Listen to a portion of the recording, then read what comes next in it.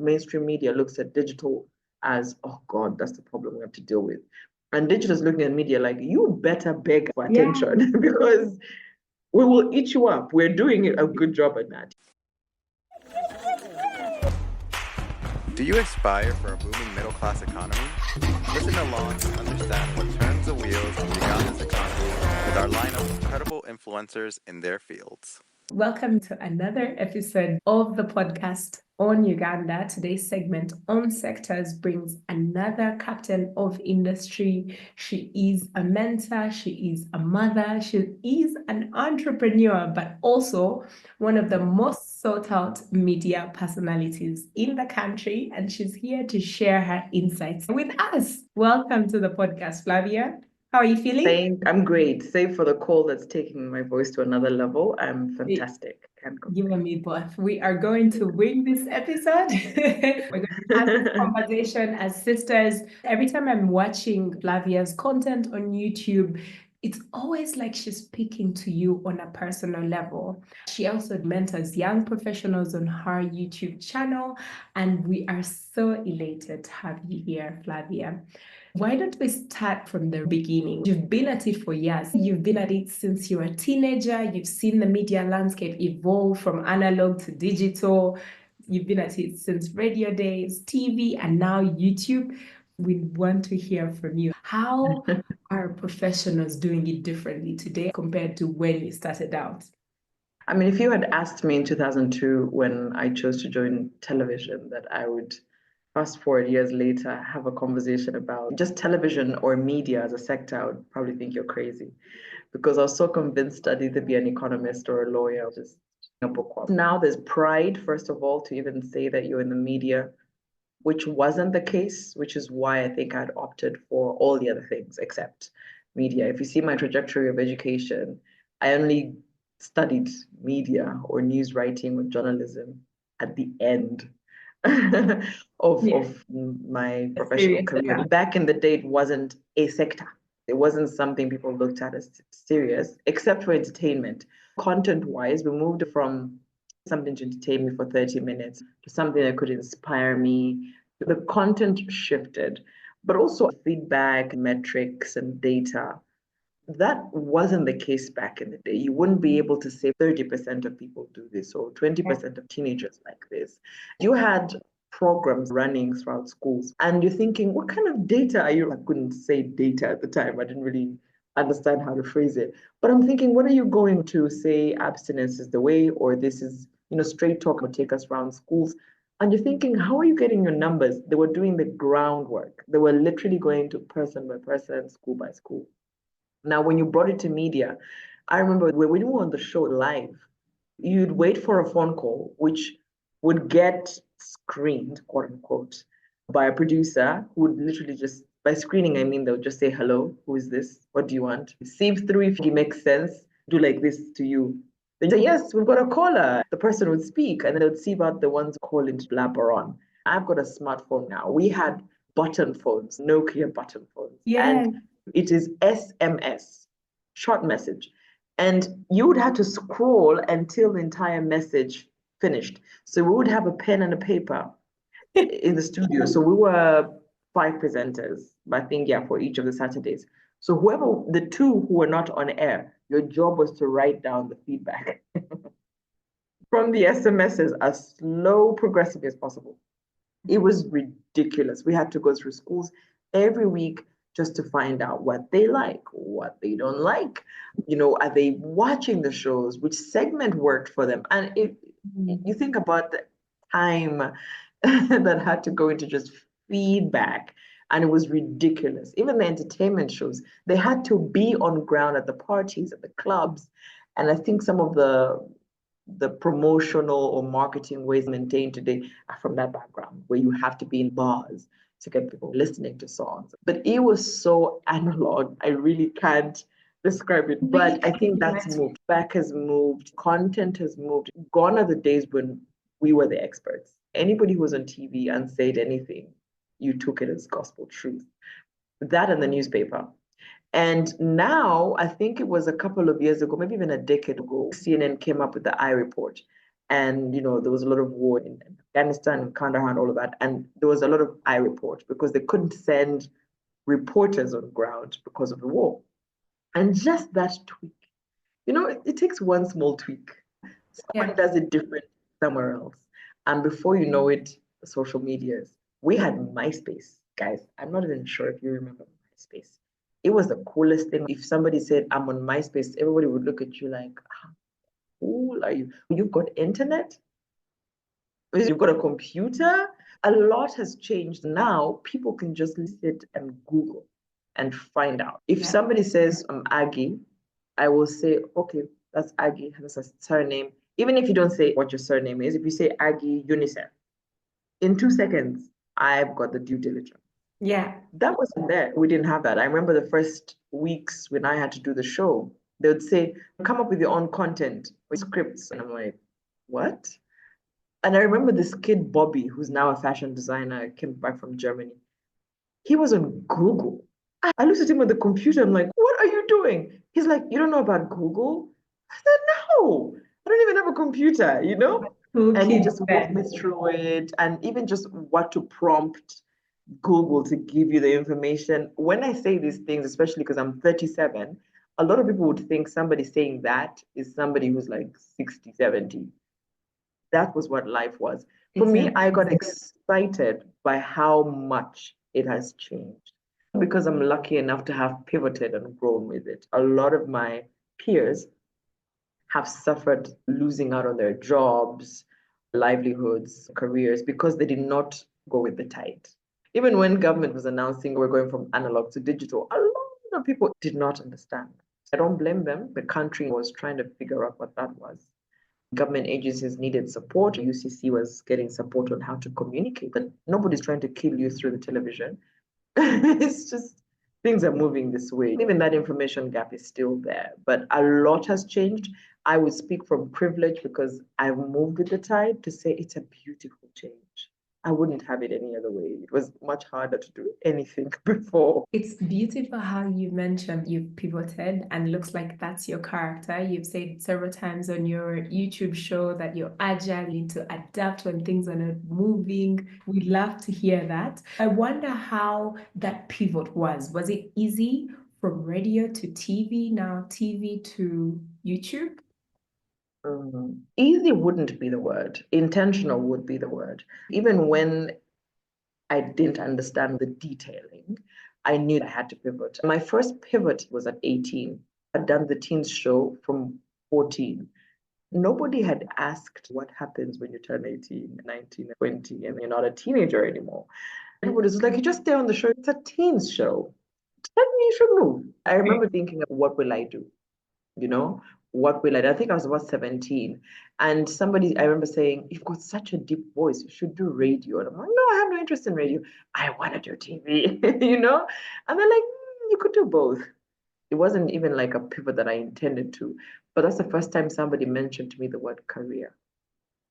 The late Banji said to me, he was such full of life. He said, you could have a career, like multi-passionate. You could be on TV, you could be in radio. I said, that's it. That's what I want to do. My career is in television. My career is in radio. I pursued that. When I went to radio, I realized I had a gift. TV was great, but radio showed me there was something there.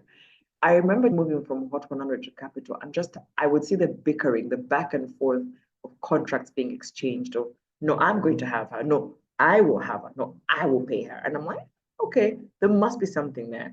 Wait a minute. Do you know what it will take for Uganda to achieve a middle-class economy by 2040? Please send us an email at onuganda@gmail.com. I remember being advised early on, don't get too excited. This industry will swallow you up. A career is long-term. You don't build a career by taking the biggest pie right now, and you take a career by doing the right things every single day, the decisions you make, who you choose to work for. It's a ladder, a career ladder. You cannot say you started the career ladder from the top. So it's nearly impossible because then the only place to go is down. If you start at the bottom and you work your way, then you're going to go to the top. That's the first time I mapped that out. I got intentional on the pivot. Even 2 years into radio, 3 years, I said, maybe I'm ready to go back to TV.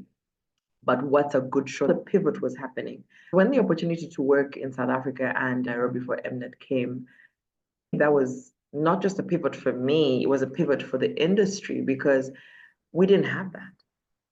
You know, we didn't have somebody who was Ugandan who was working outside of Uganda. Yeah. I told myself, oh, On you know, an I'm going international brand. exactly, like that wasn't there. And I said to myself, I'm going to thrive because I was young. If I thrive here, then I've done it for everyone else who will come behind me. Now, all of the hard work you saw was me fighting through it because the platforms there don't know our country. You get there and you're fighting with Nigerians, Ghanaians, South Africans, and they're looking at you like, who are you? Uganda. You mean the one near Kenya? We used to be referred to as those guys near Kenya. And I'm like, Uganda. And you also fight. speak Swahili. Yeah, you'd fight to get music played, fighting to have radio and weasel tonics. Because I was asked in meetings, do you really have Ugandan music that could hold a show? And I'm like, what do you mean? We could hold shows. The music industry is bigger than Kenya's. And they would fight to understand that. Interviews, they're like, can your people speak English? And you're like, what? So I fought so hard to have that professionalized so that people can understand that. So the most cases, the pivot you realize isn't just for you. If you screw it up, you've ruined it for everyone. It's like pricing. If you price yourself bad and you're an industry leader, it's done for everybody else coming after you. So the pivot for me was always there. I just didn't know the details of it. Maybe the first time that I've had to be more in charge of my pivot has been now in the last 3 years. I knew I wanted to leave mainstream radio, the day to day. I knew I wanted to do radio in a more fulfilling way. I knew I wanted to get back to TV as a broadcaster, somebody who was in charge of teams, in charge of content. And that's probably something I can also work on because I know what it means to create good. And I don't have to be the only good. Do you see what I mean? I don't have to be the only good presenter. I don't have to be the only good content strategist. I can just be the person who holds on. This is what it used to be. This is what it is now. So mentor comes out in you. You don't want to be the only person that has no way. I need to take a few people. broken the ceiling. Take a few people with you. Continue. Yeah, no, I need to. Every time I've pivoted, whether in media or tech, I try to take people along. I'm like, guys, I'm doing this thing. It would be nice if we all just went along. I've been at the top, seen the quality of conversation, opportunities, abundance of opportunities. Maybe I'm blessed to see it that way because people fight for things you could exist in that place and still thrive. I pivot not just for me, but for everybody else. It's beautiful. And then the pivot to YouTube. Yeah. Because the last 3 years, you have had more control over that pivot. So tell us about that. People don't even know. YouTube happened when I left Channel O and Net. I knew a year before because I always tell you, oh, this is the last year, I won't be able to renew for these reasons. I'm very professional about it. And so they had asked me, plan out what else, what do you need support on? How do you want to grow? And I remember just thinking, this is the only thing we don't have in Uganda. We don't have personalities thriving on YouTube. Somebody who I met and loved Heba was on YouTube. I remember saying, what if we could do this in Uganda in a unique way? I wanted my own version to empower people to be for others what I had dreamed to have. Because I grew up in an industry where examples were few. When I came back, I had it wrong because in South Africa, Kenya, Ghana, Nigeria, YouTube was big. What we have today in Uganda, I had it back in the day. I thought, oh my God, come and invest. So I got a camera crew. When I say crew, I mean like DOP, I mean lighting, I mean a makeup art. I had a set. I think minimum, I had a set of a crew of 6 people, minimum. Like when I invited guests to my YouTube channel, they're thinking, you're going to take it to TV. I'm like, no, YouTube. I remember putting out a trailer for the first interview with Cleopatra Cohere. Everybody thinking, this is beautiful. You should put it on TV. And I'm like, oh my God. YouTube and is TV. I did a whole season. I did an episode. I think I was too early for the market. After a year, I shut it down. I didn't really shut it down. I left it there. I just didn't pursue it because I'm like, it's expensive to do. I don't see how I can monetize. I let it be and pursued other things. It wasn't until a few years when I joined back to NTV in the newsroom, Someone said you could pick up that channel again because now people like YouTube channels and you're very valuable. Secondly, everybody I met would be asking, can you mentor me? Can you mentor me? And I'd say, I don't even have the time for myself. I'm not going to be able to mentor you. Then I thought, YouTube will be the place to tell people what I want without having to sit one by one. That way, people in Rwanda, Burundi, Nigeria, America, wherever, can benefit. And that's how I picked it up again. So it wouldn't be until COVID when I actually said, wait a minute, this is an entire pivot. I'm not going to just look at YouTube as a side thing. That's what I do. I'm a content creator in this form and I embraced it. Yeah. Wonderful. It's been quite a long journey, close to 24 years in the industry. What opportunities you thought were challenges then, but people could work on and make a killing out of it, or that one patriot who's listening in now and wants to get into media, how best can they utilize the opportunities? I think I'm going to just speak on it comfortably, but I thought I had found a sector that had way more opportunities until I went into tech. But that's a story for another day because tech has way more opportunities. So I'm going to advise people, every time somebody thinks media, they think of being in front of the camera. They want to be the ones who are presenting, they want to be the ones who are on radio, being heard. And I'm like, first of all, let me count it for you. A typical radio station, presenters on air, if they've stretched it, they have 3 on air in the morning, they have 1 in the afternoon, that's 4. They have 2 in the afternoon, that's 6. And they have 1 at 7. That's it. Then they'll recycle 1 of them to do the weekend shows, or 2 of them to do the weekend shows. Maximum 8 people. And because of branding, they're not supposed to let go of that voice. Minimum 10 years. Why? Because naturally the audience subconscious is like used to that person. They really take a long time to. First of all, they wouldn't fire you if there was no reason to fire you. You could stay there and die there. Because what the kind of job you do is ingrained in people's heads. And so those 7, 8 people can usually stay there for 20 years. That means for that's a minimum 10 years. There's no influx of people coming into the same roles. So let go of wanting those roles. I'm not saying if you've got your talent, don't pursue it. But when I got into radio, I didn't even get into radio to go on mainstream show. I started as a voice artist. I'd get paid per ad. And there were less ads then. Nowadays, you can't listen to a song without an ad. There's way more ads that need to be read. People get comfortable with good voices. There's a voiceover artist, and those are freelancers. There's producers. We have way few than we need. We need more. There is producer for technical, which is like I produce the ad, I do the editing. Then there's producers for each of the shows I just mentioned. Somebody who strategizes, somebody who thinks about the content, somebody who supports the team, runs around for guests. You understand? So people never consider that there's opportunities around this thing. We have graphic designers. We even have content creators per show. So many opportunities. I tell people to apply this anywhere they are. Look beyond the things. When you say, I want to do podcasting, read about it in its entirety.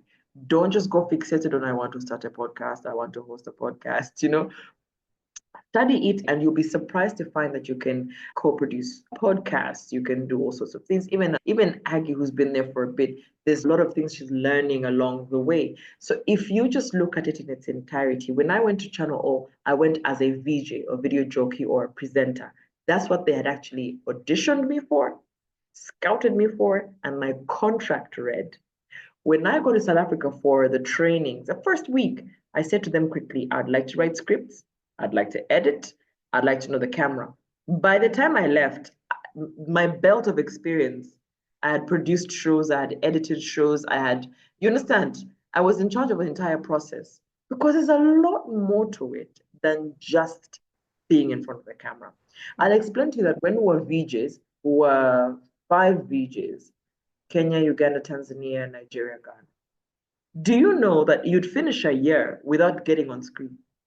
The Kenyans are on screen, the Nigerians on screen, the Ghanaians on screen, and the Ugandan pastor, they're paying you, but your career doesn't have any experience. I said, oh, until Flavia can produce this show. When they bring me to the country, I'm not just a sitting duck. I'm coming to edit the show, I'm coming to produce the show. You see, so opportunities depend on how open-minded you are, no matter which sector you're in. Just get into it and see everything about the job. And that open mind keeps and grows you there. These are facts, and the way you broke them down has been digestible. If you're a graphics designer, a producer on content, even just a content manager, I think that's very valuable. Thank you for those insights. Now, you are big on media, but now I just found out you're an entrepreneur, but you're ambitious beyond measure. You're into tech now. Obviously, you've invested in a few brands. You're taking your YouTube channel seriously, applying it here in Uganda, which is amazing. Raised by a single mom, which is more like me. I instilled the ethic, just a work ethic in you from when you're a teenager, because not so many had an opportunity to work when they're teenagers. The landscape in Uganda, most jobs need experience. So if it's not your parents' company, sorry, you have to wait for at least when you're in vacation. But you had an opportunity to work as a teenager. Has that work ethic from back in the day shaped who you are today? Because every time I try to sleep at 5 a.m., I'm thinking my mom is waking up at 4 a.m. to pray and go to the gym by 5 a.m. What am I doing in bed? So has any of that shaped who Flavia Tumusiime is today? Wow. A few Women's Day was on before that. I was speaking to women at Harris International, and I told them, if we're not going to learn from anybody, we have to learn from my mother. When people clap for me and say all these things, I'm like, you should be piling them on my mother. She taught me many things and continues to teach me many things, but contentment was the first lesson she ever gave me. Even if you have a glass of water and somebody else has a glass of milk, your glass of water is the best. It's okay. That's not to say you do not ever want milk. Be ambitious enough to get a milk. But first, be content with a glass of water. That contentment carried me and is what a lot of people term as humility.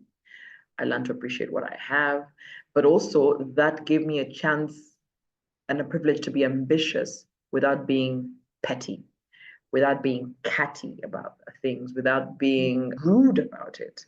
To just go for the stars with the belief that it's mine. So I'll get it. I'll do it. Contentment helps because once you're grateful for the opportunity, you work for it. You work to keep it, to be appreciated. And so there wasn't very much blur of who I was supposed to be. I mean, if you had an opportunity on the table, do your best. Be excellent. Because I'm an only child, there wasn't competition at home. It was always you've got to be excellent for you.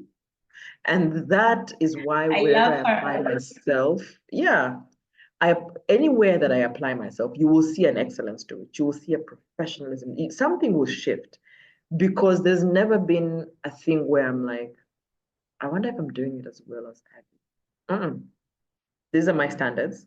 This is how I do things. No matter how bad your system is, I will walk in and do excellently. And she's been the biggest pillar for that. If she hadn't done something right in my early years, I got into TV, the media landscape, the celebrity world quite young. Yeah. And so it was her prerogative to really rein me in when, the applause stopped. And now you're on the cover of magazine and then you're traveling the world. I mean, I used to travel quite a bit. And her biggest stress with me was just, why aren't you eating well? Why are you stressed? And for her, she would just be like, I'm glad as a mother, those are my problems. Yeah. Yeah. But it's because she did that. She kept me humble, no matter what contracts I get. I mean, especially now when I've been home with the kids, a lot of the work that I do is consultancy based. And so she will hear me on a Zoom or working at home. And then she'll say, what are you doing now? I'm like, oh, I'm doing this UN contract or this. She'll be like, wow, that's big. And then it reminds you what matters and really something sounds simple, but the answers to life aren't complicated. The more you look for complicated answers, the more you'll be lost. But I've had phenomenal women who've opened the doors, let me in, pulled a chair, told me what to say, walked me through the pitfalls, walked me through the risings. So I don't want to take it for granted. Yeah. It's not just my mother. So many women along the career paths. Your community is also great. I've noticed on LinkedIn, Instagram, you've had friends from back in the day who are still cheering you on, who you are cheering on. So I think also building a community about your brand, which you're very intentional about, helps you along your journey, especially as a young professional. I noticed you are an avid reader. You continue to read, bring us nuggets in books. You continue to study. You said you studied tech courses. What motivates you? I know you're a new mom. Nalongo, mother of twins. What is that drive? You can hear it when you're sharing your information with us. What keeps you up at night? What is that one thing that is your motivation to keep going?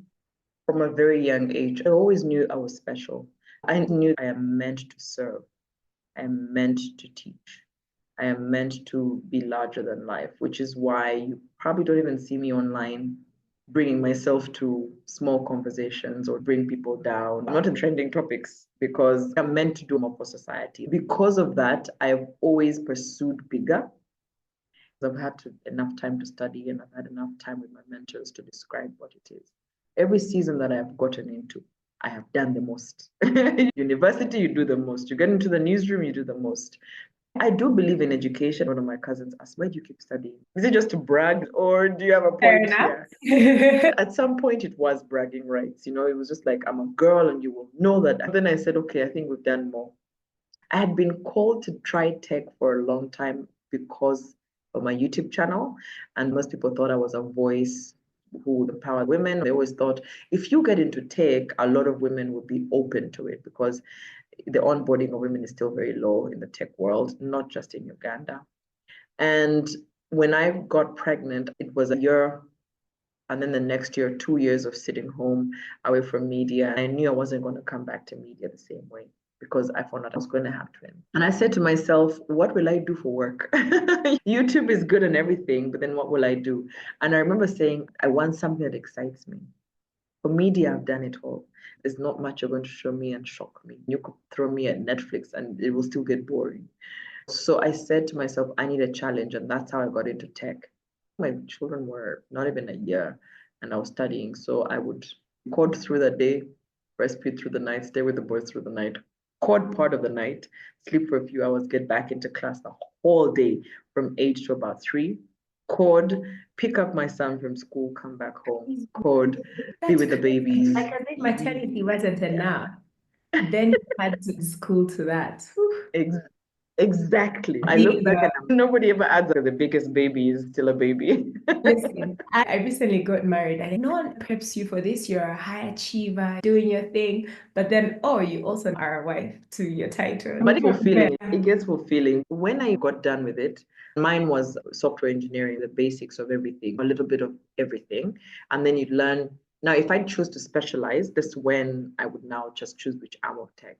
And so the problem is when I'd wanted to specialize, I remember telling my mentor, I can do everything. And they said, that's not right. You can't say you can do everything. I'm like, if I put my head to it, I could be a back-end developer. I could be a data analyst.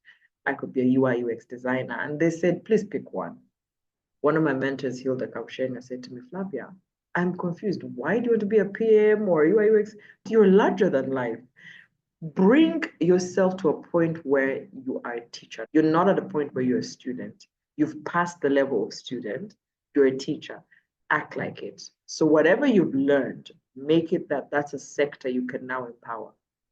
And I was like, okay, that makes sense. I'm on the board for Groundbreaker Talents. They get up to 30 girls from vulnerable situations who otherwise would not be able to afford school and tell them, come, we'll start from scratch. Of course, they vet through somebody who's got the knack for studying, and they teach you the basics, the entire course. And not just that, place you into jobs. And I think the rate now, we had a meeting the other day, the rate is maybe up to 90% placed in jobs. That's, like for me, that's mind blowing. I can empower them because I understand the world of tech and my other world. So wherever I will be, I will excel. Tomorrow you might hear I've decided to become a banker or an economist, and I'll still excel. I mean, you've talked to us about if you put your mind to it, you'll achieve it. And the brands that seek you out, the brands that want to work with you already align with your brand as a person. So that's amazing. I see how even more mileage you give them after moderating their conferences, then you bring it to Instagram just to bring awareness to your Instagram audiences or even just LinkedIn. So that's very special. I think those brands realize this is something, to align with. So now I wonder, are there some policy recommendations? If you had a magic stick and the authority, you had the power to make change, you are a woman's advocate, you are a financial advocate. What are those things you'd change to see some change here in Uganda? This is a hard and easy question at the same time, because I think on average, I think on this question every single week, I used to be able to give you 5, 6 answers if you had asked me this years ago, until I realized what the problem was. There isn't so much of a bad policy, bad implementation, bad leadership, bad government, or bad excuses. I remember being asked what I believed a woman needed. I was starting out in my journey of women empowerment, and they were asking me, I think it was Rosa Malango, the former UN resident coordinator. She said, what do you believe a woman needs, and what will you bring that other powerful women have important? And I said, information. Women lack information. If they had it, you'd be surprised where they would go. That's why most people struggle to educate children. Once you're educated, what do you get? Information. And I said, most women don't know how to get out of bad situations because they don't have the information. Most people can't make simple business decisions because they don't have information.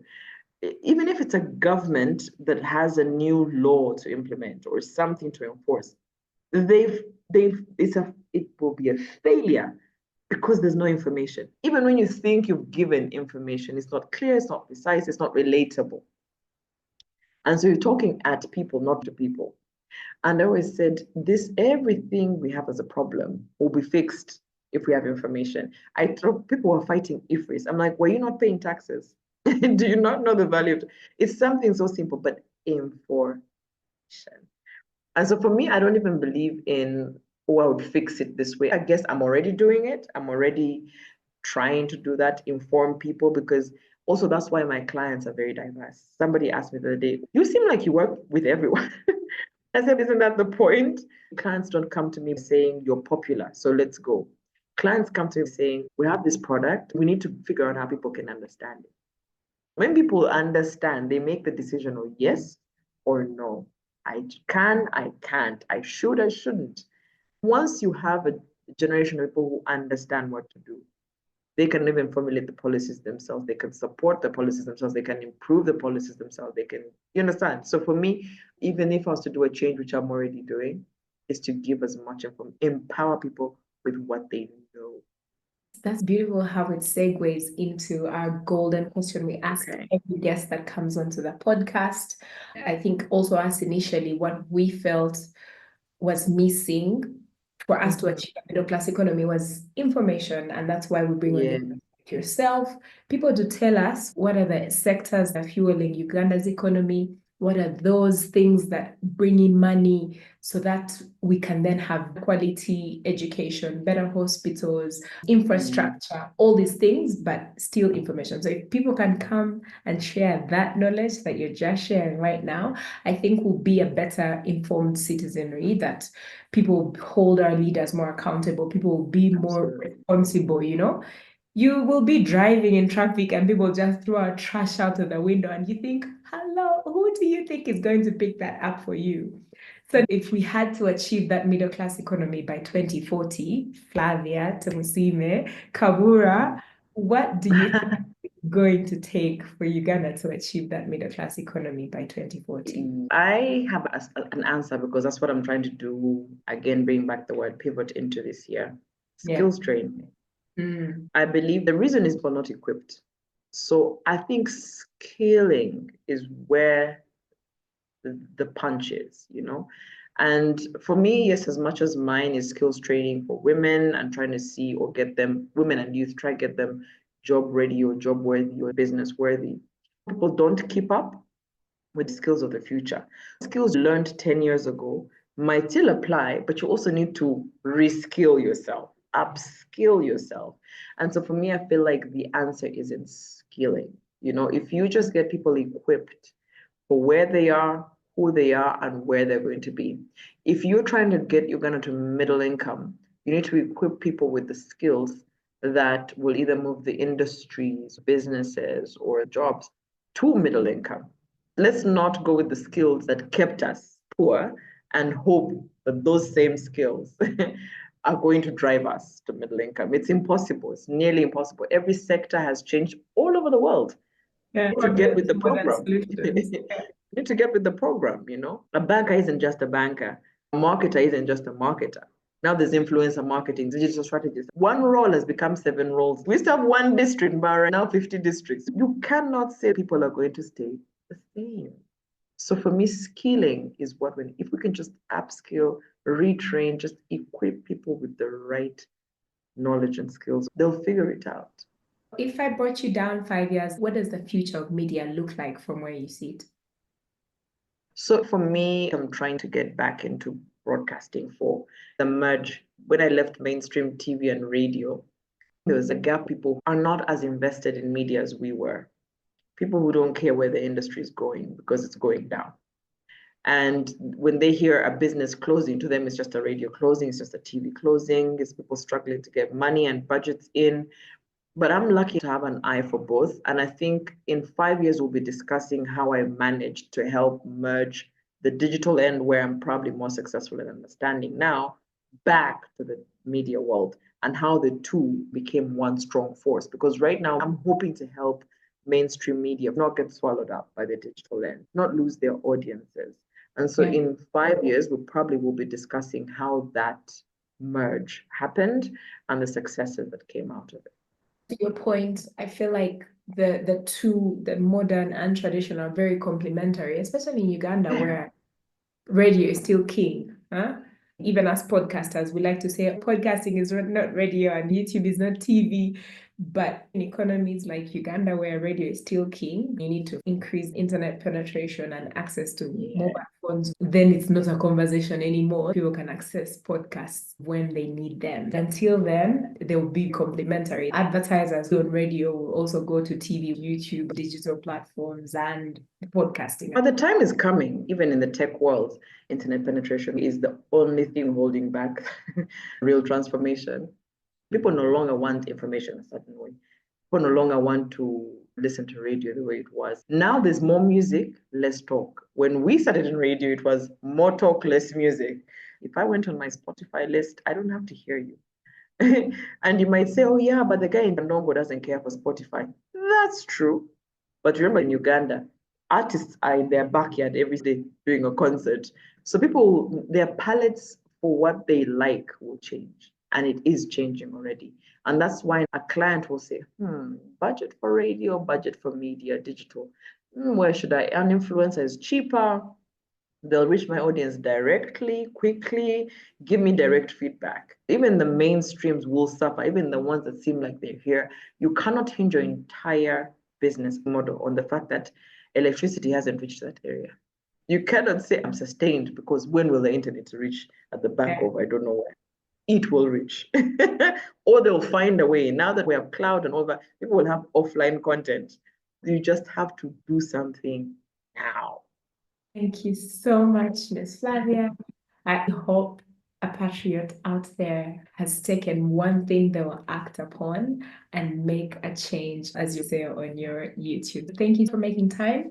But thank you for the opportunity. I always believe in if the purpose of why you're here isn't really to just make money, for example, to advance yourself, and it's for other people, you take up spaces. When Aggie calls, you take up the space and you say what you need to say, because you really never know whose life is changing or whose business or whose career. So I hope we've been valuable today. Thank you for listening in this far. I really hope that this conversation was helpful to you. Share this episode with your colleagues or friends that you think will benefit from this information. Let them know what you're listening to. Would you also rate our podcast? Because once you rate our podcast, other people like you are able to listen to this information and use it to their own benefit. On a lighter note, follow us on TikTok and Instagram. Would really like to hear your thoughts.